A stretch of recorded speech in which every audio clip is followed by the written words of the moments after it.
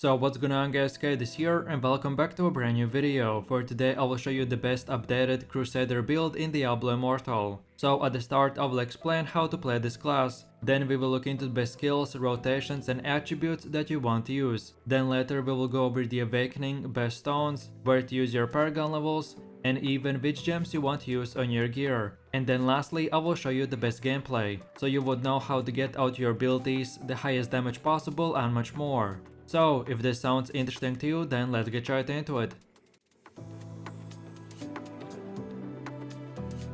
So, Crusader in the endgame is a powerful melee and AoE damage based class, with the fastest overall movement speed in the game, because there is an ability that lets you ride a horse, so not only you can move fast, but your primary attack transforms into a new attack that can do damage while being on top of a horse. If damage becomes ever a problem, then Crusader has defensive skills such as Punish for improved block chance or Conjuring of Light to make you and your party members invulnerable for a short duration. Crusaders also fill a party role as a scout/tank, dealing AoE damage to charge monsters, activating events and pulling enemies together, to then use big AoE skills, and much more. So then let's move over to the build, and for your skills you want to get the Punish, Jaw and Quarter, Consecration, Falling Sword and Spinning Shield. So first of all, the first ability is called Punish, and this will hit the enemy and you will gain a Hardened Sense effect that increases your block chance by 30% for 2 seconds. Then plus we get an ultimate skill called Counter Attack Storm, so then when you activate this ability, you can hit all enemies in front of you, increasing its damage per hit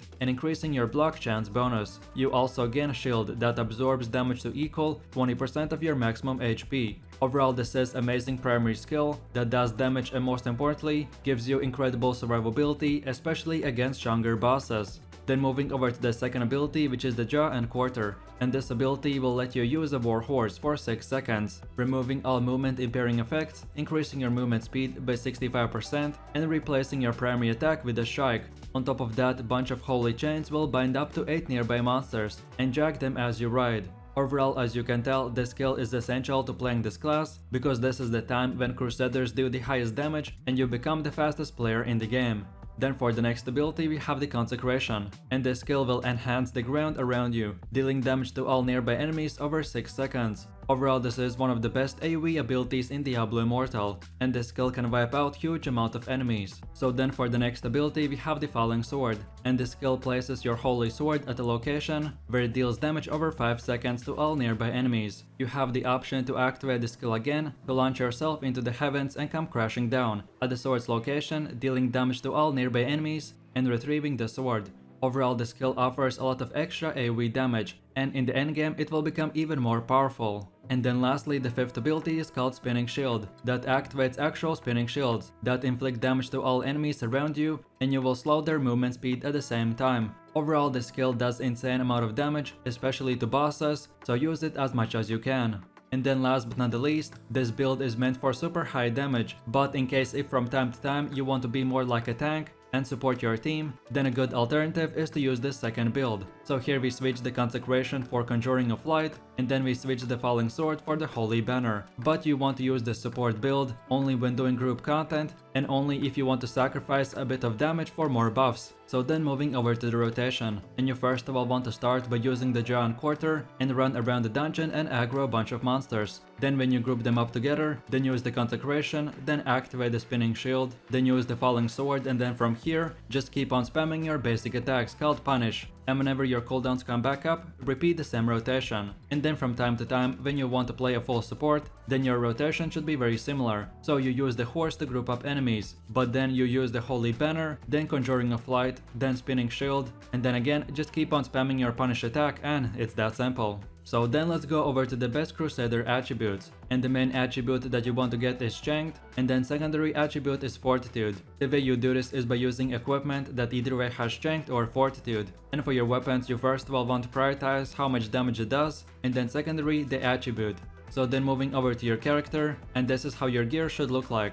So first of all, for your offhand you want to go with the Sinkhole Cross, and socket in the Blood-Soaked Jade. We chose this item because of its perks, which will make your Spinning Shield, instead of just doing damage when you throw it, now the shields will hover over your character. They will of course do more damage and slow the enemy movement at the same time. And if you awaken this item, then Spinning Shields will get a cooldown reduction for 10%. Then for the main hand, we want to go with the Tamil and Sagatin, the Blessing of the Worldly. Then for your perks, we now make our Falling Sword summon a storm of blades that continually keep doing damage to all nearby enemies. And if you awaken, then the Falling Sword cooldowns get reduced by 10%. Then moving over to the next one, which is the leg armor, and we want to go with the bladed djembe and put in the Fervent Fang gem. Then for your perks, if before your horse would do damage and drag your enemies, then now instead of dragging, all enemies will get burned. And if you awaken, then you will get plus 10% damage increase. Then moving over to the shoulders, and we want to go with the Sivkat's advantage and Sagatin, the lightning core gem. Then for your perks, your horse gets to increase its duration for 30%.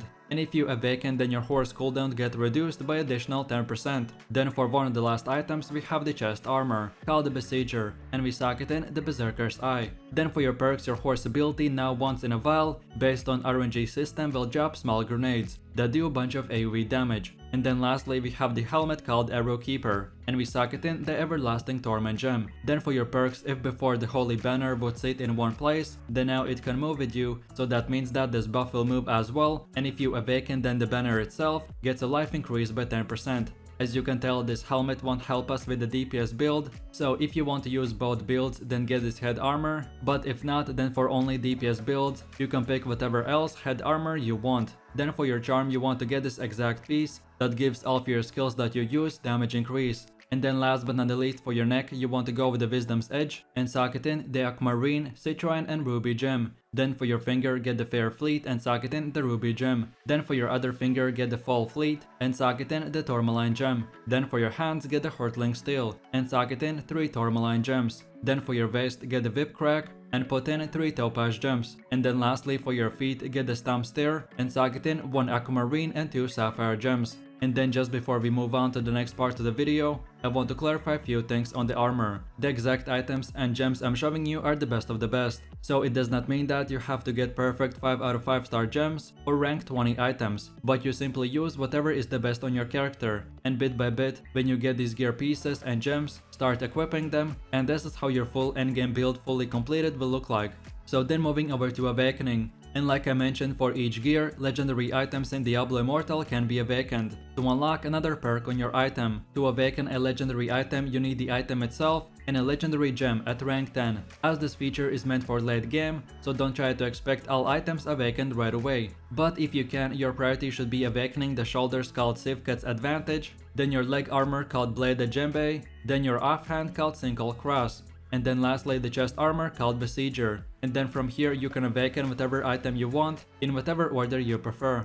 So then moving over to the gems, and we already covered the best gems that you want to use on your items in the gear section of this video. But in case if you can't get your hands on the best gems, then in the meanwhile I want to give you a few best alternatives that will be good as well. So the best starter gems are the Everlasting Torment, Fervent Fang, Berserker's Eye, Lightning Core, Zealot's Weakening and Chain Death. All of these gems will be useful and good alternatives. But like I said, for the best of the best, watch again the gear part of this video. So then moving over to the charm, and like I said, when we are looking into what gear we want to use, this charm that will give bonuses to Spinning Shield, Consecration, Drawn Quarter, Falling Sword and Punish is the best of the best. But especially at the beginning, it's not that easy to get. So if this is the case, then your charm priority should be on getting the bonuses for Punish, Drawn Quarter, Spinning Shield, Consecration and then lastly Falling Sword. If you have at least a charm with few of these abilities, then that will be already really good. But now you know at least what bonuses are the best and how much they're worth by ranking. And then lastly, like all of us know, we can upgrade and rank up our gear and gems by salvaging gems and those items that we don't use, so then we can improve our equipment. But there's one last final endgame feature that is called Family Bonus Stones. So when one of your primary 6 gear pieces reach rank 6, you can reforge that gear and improve it even more by putting in a reforging stone. And the 3 best stones for Crusader is Vengeance Stone, Tremor Stone and Ravager Stone. But like I've said many times, all of this is meant for super late game, so try to get as high rank on your items as possible and slowly start upgrading them with stones. So then moving over to the last and most important feature, which is the paragon system. So you start gaining paragon levels after hitting level 60. Each level grants you 1 paragon point that you can allocate into any open category. In general, there are 5 categories and each one gives you more defense, XP bonuses and much more. And this is how your first 50 points should be spent. So I recommend to unlock first of all the first damage node, then Zeal, then second damage node, and then the Wrath. And then from here you can unlock all the other nodes in whatever order you prefer. But then for players with Paragon level 100, then this is how your build should look like. Then for players with Paragon level 150, then this is how it should look like. And then lastly for players with Paragon level 200, then this is how your build should look like, and that's about it. So with that said, I really do appreciate everyone for watching guys, and I hope you enjoyed it. If you have any suggestions, feedback, or other good Diablo Immortal builds that you would like to see in the next video, then feel free to leave your comments in the comment section down below. And while you're doing that, please click like, subscribe, and enable that notification bell, so this way you could support the channel and you won't miss any more amazing content from me. With all this said, you have a nice day, and I will see you in my next video, so take it easy, peace.